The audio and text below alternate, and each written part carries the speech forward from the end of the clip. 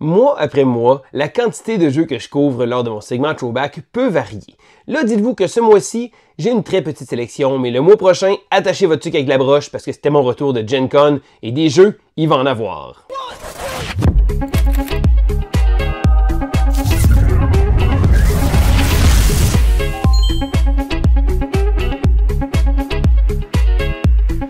Bonjour, l'école du jeu! Mon nom est Sylvain et on se retrouve aujourd'hui pour le segment Throwback du mois de juillet 2023. Alors oui, 2023 parce que c'est le but du segment. Je retourne un an en arrière, revisiter mes acquisitions de l'an passé et je vous donne mon avis avec un peu de recul. Alors comme j'ai mentionné au début, ça va être un mois assez court parce que j'avais été très raisonnable dans mes acquisitions, faut croire. L'an dernier, c'était un peu avant mon départ pour Gen Con et le mois prochain, ça va être quelque chose. Je vais avoir énormément de jeux à couvrir. Donc, je commence immédiatement avec le seul jeu qui a quitté ma collection. C'est le jeu Roll Camera. Version française de Saturn. Alors, premièrement, je tiens à dire, le thème de Roll Camera était vraiment super. C'est un jeu coopératif dans lequel on va travailler sur un plateau de tournage. Et là, l'aspect du thème est vraiment là, vraiment intéressant. Et d'ailleurs, la boîte s'ouvrait sur le dessus, donc comme un clapper, si on veut, d'un plateau de tournage. Je trouvais vraiment, l'idée est intéressante. Alors, on avait une gestion de placement de tuiles, gestion de crise. Chaque joueur avait des pouvoirs asymétriques, des choses comme ça. Il y avait beaucoup de thèmes, du thème un peu funky, des petites choses assez amusantes, comme par exemple le directeur de la photographie était le seul qui pourrait prendre des photos pendant la partie. C'est des petites fausses règles que je trouvais qui donnaient beaucoup d'immersion au jeu.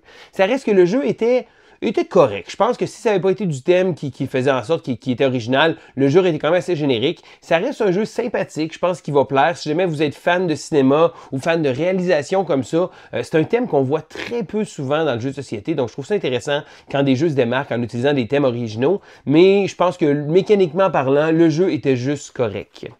Je continue avec un petit jeu qui s'appelle Super Mega Lucky Box. Alors, Super Mega Lucky Box est un nom de jeu très sympathique à dire et c'est une toute petite boîte. Et c'est un jeu que j'ai sorti énormément. On se le cachera pas, c'est un jeu très léger. Je pense que ça s'apparente même vraiment beaucoup au bingo parce que dans Super Mega Lucky Box, on va avoir un deck de cartes et chaque joueur va avoir des petites cartes un peu comme des cartes de bingo. Et là, il va y avoir une carte qui va être révélée et là, on va pouvoir cocher sur nos cartes un des chiffres qui va être là. Et là, si on réussit à faire une colonne ou une rangée, on obtient un bénéfice. Donc, habituellement, ça peut être un autre chiffre qu'on va pouvoir bifurquer. Donc, beaucoup d'effets de combine. C'est comme une espèce de petit...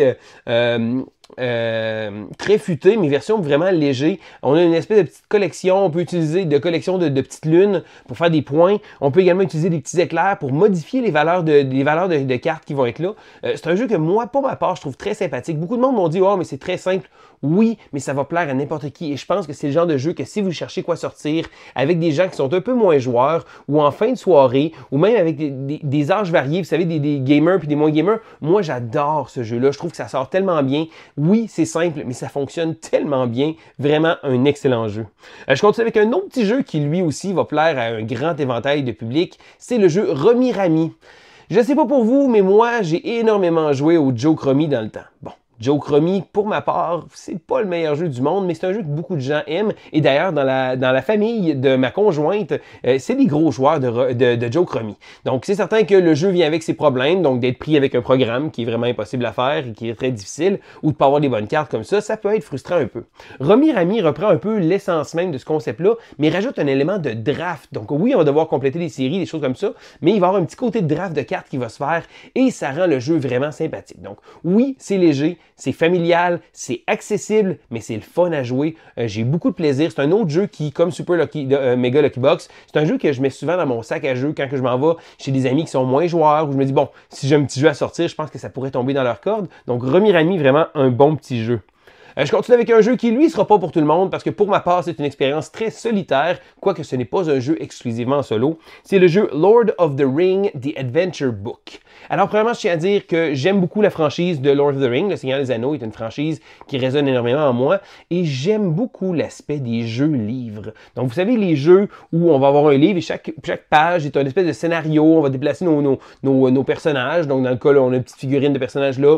On va avoir des buts à faire, des choses comme ça. Et dans Lord of the the Ring, The Adventure Book, on refait vraiment les films. Et là, on a droit à plusieurs scènes des films, donc des scènes clés qu'on va revivre. Donc, la rencontre à la taverne, ensuite de ça, la table avec quand les gens se réunissent pour les anneaux. Il y a vraiment plein de scènes vraiment fixes qui vont avoir du film, en fait, de la série.